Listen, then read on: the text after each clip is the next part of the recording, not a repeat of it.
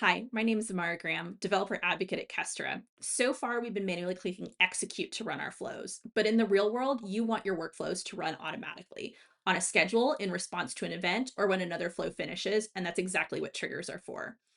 Triggers can be time-based, like every night at midnight, or when an event happens, like a new file landing in an S3 bucket, a new message in a queue, a database query returning results, or even an incoming email in real time.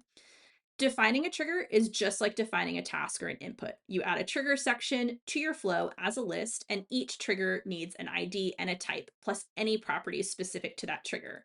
Here are two common examples. The first is a schedule trigger, which uses a standard cron expression. In this case, this cron expression means every day at 10 a.m.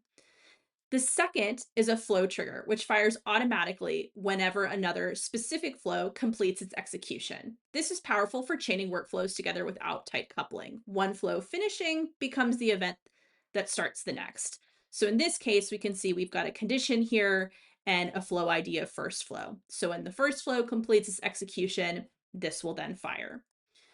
Let's put this into practice by adding a trigger to the flow we've been building throughout this tutorial. We want this to run every Monday at 10 a.m. So hopefully this looks a little bit familiar.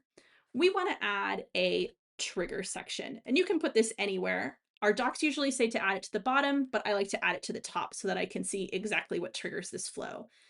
If we take a look here, we can see our topology was updated with this green box that says triggers and includes our new trigger. If I save this, we can actually go to the triggers view and see that we have a next execution date automatically set for us and that this trigger is enabled.